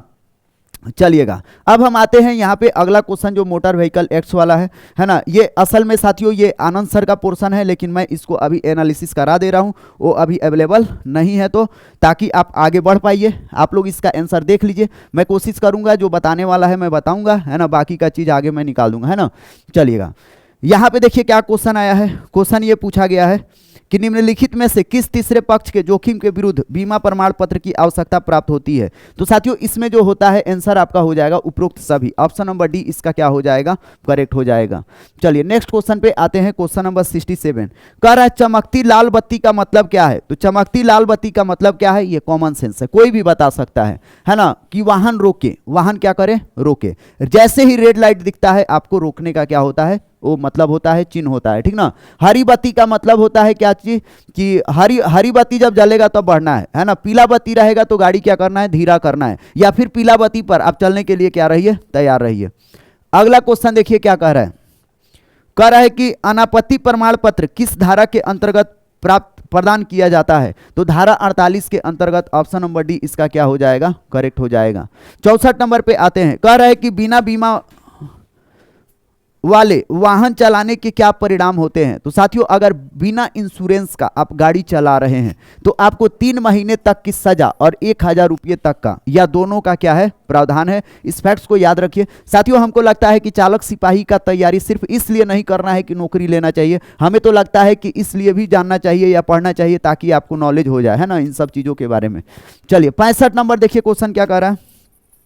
कह रहा है क्या कोई व्यक्ति अपना ड्राइविंग लाइसेंस किसी अन्य व्यक्ति को हस्तांतरित कर सकता है। तो कोई भी व्यक्ति किसी का ड्राइविंग लाइसेंस हस्तांतरित नहीं कर सकता है, क्योंकि ड्राइविंग लाइसेंस में आप देखेंगे जिस भी व्यक्ति का बनता है उसका ब्लड ग्रुप होता है और बहुत सारा चीज वहां पे लिया जाता है ना। ऐसे स्थिति में साथियों यहाँ पे इसका आंसर हो जाएगा ऑप्शन नंबर बी, वह किसी भी परिस्थिति में स्थानांतरित नहीं हो सकता है। साथियों आप लोग कमेंट करके बताइएगा जब ड्राइविंग लाइसेंस बनता है उस समय ब्लड ग्रुप क्यों लिया जाता है। आप लोग ये कमेंट करके जरूर बताइएगा क्यों आपका ब्लड ग्रुप लिया जाता है, उसके पीछे का रीजन क्या होता है, 2 लाइन जरूर लिखिएगा, है ना। चलिएगा, और क्लास कैसा लग रहा है आप लोग ये भी बताइएगा, है ना। और जो अभ्यर्थी नए हैं, जो बैच नहीं लिए हैं, मैं बार बार कह रहा हूं, एक बार आप लोग जुड़िए। हम लोग दिल से काम करते हैं और दिल से हम चाहते हैं कि आप जुड़िए हमारे साथ। हमारा सपना है कि ज़्यादा से ज़्यादा अभ्यर्थियों को वर्दी दिलाना है, उसके लिए रात दिन हम लोग मेहनत करने का कार्य कर रहे हैं। बहुत सारे अभ्यर्थी जुड़ भी गए हैं, आप लोग भी इसमें क्या करिए, जुड़ जाइए। इंडिया का सबसे बेहतरीन कंटेंट हम लोग देने का कार्य कर रहे हैं। अगला सवाल देखिए क्या कर रहा है, क्या न्यायालय किसी व्यक्ति का ड्राइविंग लाइसेंस रद्द कर सकता है? बिल्कुल कर सकता है, न्यायालय तो कुछ भी कर सकता है। हाँ, मोटर वाहन अधिनियम के तहत दोषी ठहराए गए किसी भी अपराध के लिए हो सकता है, और जहां किसी अपराध को करने के लिए मोटर वाहन का उपयोग किया जाता है तो इसके लिए ऑप्शन नंबर ए क्या हो जाएगा, करेक्ट हो जाएगा। साथियों गाड़ी जब किसी का चोरी होता है तो सबसे पहले व्यक्ति को एफआईआर कराना चाहिए, क्योंकि अगर आप एफआईआर या आवेदन नहीं कराएंगे, आवेदन नहीं देंगे थाने में, तो ऐसे स्थिति में होगा क्या चीज, चुराने वाला जो गाड़ी है वो जा करके कोई भी कांड कर सकता है ना। तो न्यायालय के पास सब चीज शक्ति प्राप्त है। ये बहुत ही अच्छा क्वेश्चन है। कह रहा है प्राथमिक चिकित्सा का मुख्य उद्देश्य क्या है? साथियों आपको बता दूं कि जब एक्सीडेंट होता है तो एक्सीडेंट का जो फर्स्ट आवर होता है वह गोल्डन आवर होता है।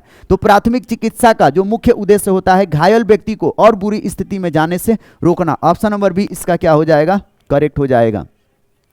क्वेश्चन नंबर 68 देखिए क्या कह रहा है, यातायात चिन्ह जो लाल गोल घेरे में दिखाई देते हैं वो किस प्रकार के चिन्ह होते हैं? तो वह होते हैं आदेशात्मक। ऑप्शन नंबर ए क्या हो जाएगा, करेक्ट हो जाएगा।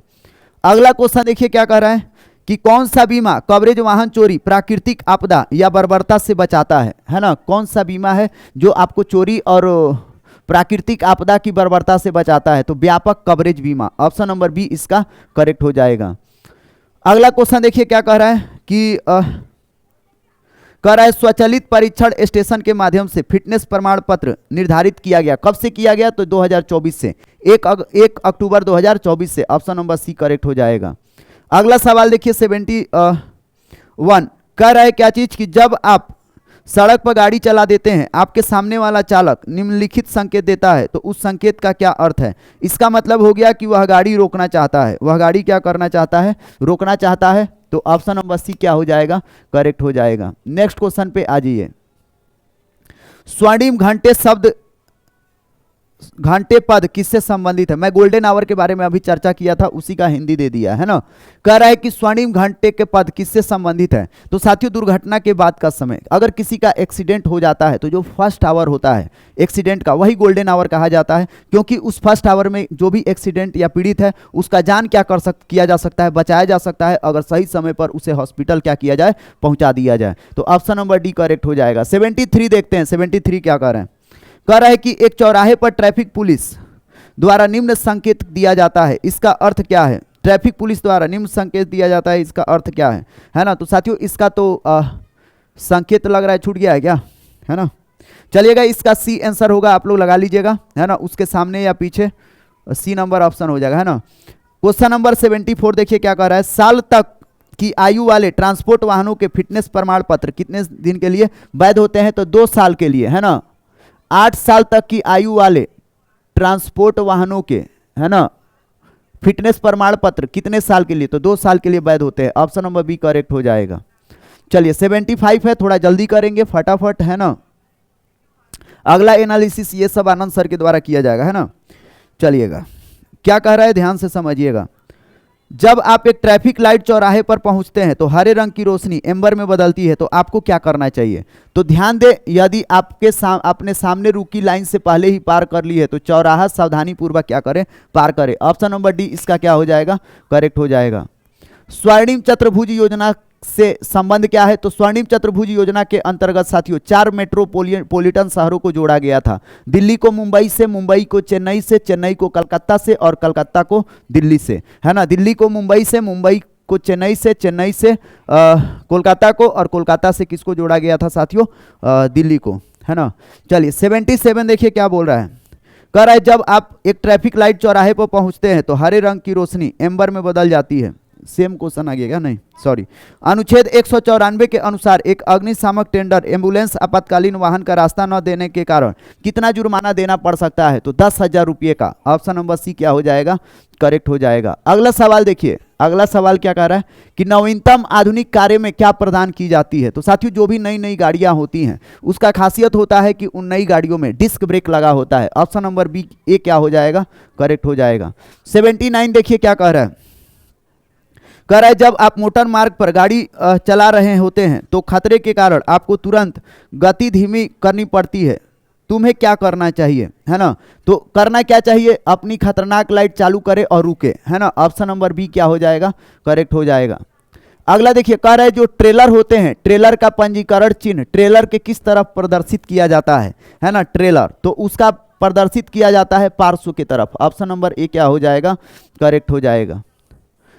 81 नंबर का क्वेश्चन देख लीजिए क्या कह रहा है। निम्नलिखित वाहनों के लिए बाधा मुक्त मार्ग उपलब्ध कराया जाना चाहिए, है ना। तो जो फायर सर्विस वाहन है और एम्बुलेंस है इनको क्या करना चाहिए? बाधा मुक्त मार्ग उपलब्ध कराया जाना चाहिए। साथियों आपको बता दूं, जब भी फायर की गाड़ियां दिखे आपको या एम्बुलेंस दिखे आपको तुरंत रास्ता देना चाहिए। रास्ता किस प्रकार से देंगे? अपनी गाड़ी को रोड के बाएं तरफ क्या कर लेंगे? आप खड़ा कर लेंगे, है ना। चलिए 82 पर आते हैं। 82 देखिए क्या कह रहा है। कह रहा है जब आप एक स्कूल के पास गाड़ी चला रहे हो तो आपको क्या करना चाहिए? तो क्या करना चाहिए? अपना गति कम कर लेना चाहिए। ऑप्शन नंबर ए क्या हो जाएगा? करेक्ट हो जाएगा। चलिए अगला क्वेश्चन देखिए क्या कर रहा है। आपके वाहन की नंबर प्लेट क्या होनी चाहिए? तो आपके वाहन का जो नंबर प्लेट होना चाहिए साथियों, अरबी अंकों के साथ अंग्रेजी होना चाहिए, अर्थात कुछ नोमेरिक वर्ड होने चाहिए, अल्फाबेट, है ना, अल्फाबेट नहीं डिजिट, नोमेरिक डिजिट, है ना, जैसे 0 1 2 3 4 ये होना चाहिए, है ना। और उसके बाद से अंग्रेजी में लिखा होना चाहिए ताकि आपको क्या हो, समझ में आ पाए, है ना। जैसे मान लीजिए आपका जिला है सिवान तो एसवी करेंगे, है ना, या फिर सीधे राज्य से करते हैं, है ना, जैसे सिवान का हो गया BR 29, है ना, देवरिया, है ना, UP 52, इस प्रकार से, है ना, इस प्रकार से होता है। तो इसमें आप देखेंगे 2 नोमेरिक होता है और फिर अंग्रेजी होता है, ठीक ना। अगला क्वेश्चन देखिए, कह रहा है कि जो आरसी है, आरसी का संक्षिप्त रूप क्या है ना, तो पंजीकरण प्रमाण पत्र। ऑप्शन नंबर सी इसका करेक्ट हो जाएगा। अगला देखिए क्या कह रहा है, जो ड्राइविंग लाइसेंस है यह किसके द्वारा कौन जारी करने के लिए सक्षम है? तो साथियों जिला क्षेत्रीय परिवहन कार्यालय। ऑप्शन नंबर ए, ये शायद रिपीट हो गया है, लग रहा है शुरुआत में था। अगला क्वेश्चन देखिएगा क्या कह रहा है, यदि आप एक बार जब आप सीखने वाला लाइसेंस प्राप्त कर लेते हैं तो यह कब तक मान्य होता है? अर्थात लर्निंग जब आप प्राप्त कर लेते हैं तो कब तक मान्य होता है? तो 6 माह तक। ऑप्शन नंबर डी क्या हो जाएगा? करेक्ट हो जाएगा। चलिए अगला क्वेश्चन देखिए 87, कह रहा है यदि आप एक चक्कर में सीधे जा रहे हैं तो आपको क्या संकेत देना चाहिए? एक चक्कर में आप सीधे जा रहे हैं तो प्रवेश पर कोई भी संकेत नहीं, बाहर निकलने पर बाईं तरफ। सॉरी ये भी रिपीट हो गया है ना, 2 क्वेश्चन रिपीट हो गया इस सेट में। चलिएगा इसको हटा दिया जाएगा, है ना। कह रहा है कि एक सड़क के बीच में निरंतर पीली लाइन का मतलब क्या है? निरंतर पीली लाइन का मतलब क्या है? कि ओवर ट्रेकिंग नहीं करना है। ऑप्शन नंबर ए करेक्ट हो जाएगा। 89 देखिए क्या कह रहा है, कह रहा है निम्नलिखित में से कौन सी एक वाहन की संचरण प्रणाली का हिस्सा है ना। तो संचरण प्रणाली का जो हिस्सा है साथियों क्रैंकशाफ्ट, है ना। साथियों आनंद सर ये आपको पढ़ा चुके हैं, है ना, मैं देखा था उनका क्लास चल रहा था, तो जो भी अभ्यर्थी क्लास कर लिए हैं आप लोग इसका आंसर लगा लीजिएगा, ठीक ना। चलिएगा क्वेश्चन नंबर 90 पे आते हैं। कह रहा है 4 पहिया वाहन में चालक के यात्री की सुरक्षा के लिए वाहन के अंदर लगाया जाता है, क्या चीज लगाया जाता है चालक की सुरक्षा के लिए? तो एयर बैग लगाया जाता है ताकि एक्सीडेंट हो तो व्यक्ति क्या हो जाए, बच पाए। ऑप्शन नंबर डी करेक्ट हो जाएगा। 91 पे आते हैं, क्या कह रहा है 91 ये कह रहा है कि जब ब्रेक पैडल फ्री प्ले निर्दिष्ट का मान कम होता है तब क्या होना चाहिए? ब्रेक खींच जाते हैं, ब्रेक क्या होते हैं, खींच जाते हैं। Option number C. और 8 क्वेश्चन है, जल्दी कर लेते हैं ना। चलिएगा अगला 92 देखिए क्या कह रहा है कि वाहन के टायरों के आगे से पीछे अगल बगल के निर्दिष्ट पैटर्न नियमित रूप से बदलने को क्या कहा जाता है? तो टायर क्रमावर्तन कहा जाता है। ऑप्शन नंबर सी करेक्ट हो जाएगा। 93 देख लीजिए क्या कह रहा है, निम्नलिखित में से कौन सा कार्यशाला सामान्य गतिविधि नहीं है ना। तो सामान्य गतिविधि में ईंधन टैंक को भरना, ईंधन टैंक को भरना ये सामान्य गतिविधि में नहीं है ना। चलिएगा तेल बदलना ये गतिविधि में है, इंजन का माइनर ट्यून अप, वाहन की धुलाई और धुलाई की प्रक्रिया ये शामिल है। 94 देखिए क्या कह रहा है, निम्नलिखित में से स्टीयरिंग सिस्टम का कौन सा भाग है? तो स्टीयरिंग सिस्टम का भाग है drop arm. Option number C correct हो जाएगा। 95 पे आते हैं, क्या कह रहा है कि पेट्रोल इंजन में कार्बोरेटर लगा होता है। किसके लिए कार्बोरेटर लगा होता है? तो जो इंडक्शन मैनिफोल्ड होता है इसके लिए लगा होता है। ऑप्शन नंबर ए करेक्ट हो जाएगा। चलिएगा, ये सवाल 96 का आप लोग सही जवाब देंगे। कह रहा है कि निम्नलिखित चिन्ह को क्या चीज को दर्शाता है? तो साथियों ये चिन्ह दर्शाता है, ध्यान से समझिएगा, और जो भी अभ्यर्थी देख रहे हैं इस वीडियो को आप लोग कमेंट भी करिएगा कि निम्नलिखित में से यह चिन्ह क्या चीज को दर्शाता है। पहला ऑप्शन कह रहा है पार्किंग निषेध, दूसरा कह रहा है आगे अस्पताल है, तीसरा कह रहा है रास्ता दीजिए, और चौथा क्या कह रहा है? प्रवेश निषेध, है ना। तो इसका जो करेक्ट आंसर हो जाएगा साथियों रास्ता दीजिए, है ना। ऑप्शन नंबर सी करेक्ट हो जाएगा। अगला क्वेश्चन देखिए क्या पूछा गया है। फ्रंटियर गांधी किसे कहा गया है? तो खान अब्दुल खान गफ्फार को। ऑप्शन नंबर बी करेक्ट हो जाएगा। 98 देखिए, 98 कह रहा है कि यह रोड चिन्ह क्या चीज को सूचित करता है? तो ये गति सीमा को क्या करता है? सूचित करता है, गति सीमा को। ऑप्शन नंबर ए करेक्ट हो जाएगा। ये रिपीट किया है, रिपीट मतलब लास्ट सेट में पूछा जा चुका है अलग तरीका से। कह रहा है पुस्तक I do what I did on reform रेटोमेटिक एंड रिजॉल्व के रचयिता कौन है? तो रघुराम राजन है ना, जो पूर्व आरबीआई के गवर्नर हैं, है ना। कह रहा है कि यह रोड सूचित करता है, यह रोड किसको सूचित करता है? ध्यान से समझिएगा, ध्यान से समझिएगा आप लोग इस सांकेतिक चिन्ह का, आप लोग इसका भी सही जवाब कमेंट करिएगा। पहला ऑप्शन कह रहा है इस सांकेतिक चिन्ह के बारे में कि आगे नदी है, दूसरा ऑप्शन कह रहा है कि आगे तंग सड़क है, तीसरा कह रहा है आगे पुल है, और चौथा कह रहा है पेट्रोल पंप है। कमेंट करके आप लोग इसका भी सही जवाब दीजिएगा, है ना। इसका ऐसे सही जवाब जो होगा साथियों हम बता दे रहे हैं ना, आगे तंग सड़क है। ऑप्शन नंबर बी इसका क्या हो जाएगा? करेक्ट हो जाएगा। चलिएगा, शायद कंप्लीट हो गया क्या? चलिएगा एक बार हम चेक कर लेते हैं, है ना। 100 क्वेश्चन हम लोग का यही था। चलिए हो गया, है ना, 100 क्वेश्चन कंप्लीट हो गया। अब देखिए, अब जो आज टेस्ट दिए हैं उसका जो कट ऑफ एनालिसिस है ना, हम अभी वीडियो के लास्ट में क्या करते हैं? अपलोड कर देते हैं, ठीक ना।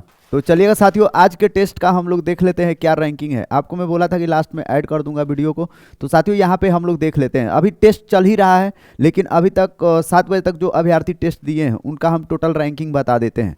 साथियों यहाँ पे देखिए, अभी तक कुल 756 अभ्यर्थियों ने वोटिंग करने का कार्य किया है, अर्थात टेस्ट में पार्टिसिपेट लेने का कार्य किया है, और भी अभ्यर्थी अभी टेस्ट दे रहे हैं, ठीक ना। यह टेस्ट अभी चलेगा 24 घंटा। साथियों आपको बता दूं, इसी प्रकार से जो हम लोग मेगा मॉक टेस्ट करवा रहे हैं एप्लीकेशन पे, जो हम लोग अपना बैच लॉन्च किए हैं, उसमें इसी प्रकार से हम लोग कट ऑफ भी बताने का क्या करते हैं? कार्य करते हैं। तो इसमें देखिएगा जो अभ्यर्थी मार्क्स उठाने का कार्य किए हैं, यहाँ पे देख लीजिए, है ना। ये पहला वाला मार्क्स आप लोग छोड़ दीजिए, 86 ये आंसर की का ये मार्क्स है, मतलब जो हम लोग आंसर की तैयार करते हैं ना। 86 के नीचे देखिए कितने अभ्यर्थी मार्क्स उठाए हैं आज के टेस्ट में मैक्सिमम, तो 74, 74, 73, है ना, 68। मतलब यहाँ पे देख रहे हैं, तो यहाँ पे अभ्यर्थियों का मार्क्स उठाने का जो संख्या है बहुत ही कम है, बहुत ज़्यादा मार्क्स अभ्यर्थी उठा नहीं पा रहे हैं। किस जिला से अभ्यर्थी यहाँ पे पार्टिसिपेट किए हैं? तो साथियों यहाँ पे आपको सभी जिला दिखाई दे रहा होगा। आइए आपको कैटेगरी वाइज दिखा देते हैं किस कैटेगरी के कितने अभ्यर्थी पार्टिसिपेट किए हैं टेस्ट में। तो साथियों यूआर कैटेगरी के 49 अभ्यर्थी, ईबीसी के 237, ईडब्ल्यूएस के 88, बीसी के 228, एससी के 147 और एसटी के 15 अभ्यर्थी टेस्ट में भाग लेने का कार्य किए हैं। वहीं पे साथियों आपको बता दूं, जो कट ऑफ बन रहा है, कट ऑफ क्या जा रहा है? तो साथियों आज के टेस्ट के अकॉर्डिंग, है ना, जो कट ऑफ जा रहा है, जो 50 से 60 के बीच में लेकर के आए हैं जो भी अभ्यर्थी, उनका रिजल्ट बन जाएगा, वो एकदम सेफ जोन में है। यहाँ पे देख लीजिए 198 अभ्यर्थी इतना सारा मार्क्स उठाने का कार्य किए हैं। जो 50 के नीचे हैं उनका भी संभावना बहुत ज्यादा है, थोड़ा बहुत तो और मेहनत करेंगे तो उनका भी रिजल्ट बन जाएगा। अर्थात 45 से लेकर के 60 के बीच में जिनका भी आ रहा है सभी लोग क्या है? सेफ जोन में है, किसी भी कैटेगरी से हैं। अब आते हैं साथियों पुरुषों की कैटेगरी का कट ऑफ देखा जाए, तो पुरुषों के कैटेगरी में आप देख लीजिए जो भी 50 के ऊपर है सबका सब क्या है साथियों? सेफ है। उसी प्रकार से ये महिलाओं का कट ऑफ है। अब सबसे बड़ी बात है साथियों यहाँ पे किस कैटेगरी के कितने अभ्यर्थी टेस्ट में पार्टिसिपेट किए हैं। तो साथियों ईडब्ल्यूएस के टोटल 86 अभ्यर्थी टेस्ट देने का कार्य किए हैं। और आपको बता दूं साथियों ईडब्ल्यूएस में जो 50 के नीचे है, यहाँ पे 40 से 50 इनका भी क्या हो रहा है? सिलेक्शन हो रहा है। उसी प्रकार से यहाँ पे एससी कैटेगरी का सबसे कम कट ऑफ जाएगा अगर किसी कैटेगरी का, तो एससी और ईडब्ल्यूएस ये दो कैटेगरी का कट ऑफ जाएगा। तो इसमें आप देख लीजिए, अगर एससी कैटेगरी का बात करूं साथियों 141 एससी कैटेगरी के अभ्यर्थियों ने टेस्ट देने का कार्य किया है। 40 से 50 के बीच में जो भी है इनका रिजल्ट क्या हो रहा है? बन रहा है। वहीं पे आपको बता दूं साथियों जो एसटी कैटेगरी है, ये एसटी कैटेगरी का कट ऑफ है, ठीक ना। तो यहाँ पे देख लीजिए सभी का सभी कैटेगरी सेफ जोन में है। एक चीज और ध्यान रखिएगा, है ना, कि जो भी अभ्यर्थी आप लोग टेस्ट दे रहे हैं, अगला टेस्ट में क्या करिएगा, आप लोग संख्या को बढ़ाइएगा। आइए आपको दिखाते हैं एक बार किस जिला से कितने अभ्यर्थी पार्टिसिपेट किए हैं। तो साथियों यहाँ पे देख लीजिए, बक्सर से 15, पटना से 51, भोजपुर से 33, सारण से 57, जहानाबाद से 24, मुंगेर से 17, रोहतास से 29, समस्तीपुर से 39, सिवान से 26, औरंगाबाद से 40, वेस्ट चंपारण से 16, नालंदा से 28, गया जी से 43, है ना। इसके अलावा यहाँ पे आप देख लीजिए, बेगूसराय से 34, ईस्ट चंपारण से 17, सारण से 3, कैमूर से 13, मुजफ्फरपुर से 13, भागलपुर से 35, सुपौल से 7, वैशाली 21, अरवल, ये सारा का सारा जिला। साथियों आप लोग देख लीजिए, अदर स्टेट के भी 20 अभ्यर्थी टेस्ट में पार्टिसिपेट किए हैं, कोई ऐसा जिला नहीं जो हम लोग का टेस्ट लगाया नहीं। साथियों आपको बता दूं, जो भी हम लोग मेगा मॉक टेस्ट कराते हैं, पूरा बिहार के अभ्यर्थी क्या करते हैं, पार्टिसिपेट करते हैं। तो ये हम पीडीएफ डाल देंगे ग्रुप में, आप लोग क्या करिएगा, देख लीजिएगा। ग्रुप का लिंक आपको कैसे मिलेगा साथियों, हमारे नंबर पर सिर्फ व्हाट्सएप में हाई लिख दीजिएगा, है ना, 7979045782। व्हाट्सएप में जैसे हाई लिखेंगे, एप्लीकेशन का भी लिंक मिल जाएगा और आपको व्हाट्सएप ग्रुप का भी क्या हो जाएगा, लिंक मिल जाएगा, उसमें जुड़ जाइएगा, उसमें हम पीडीएफ या डाल देंगे। धन्यवाद।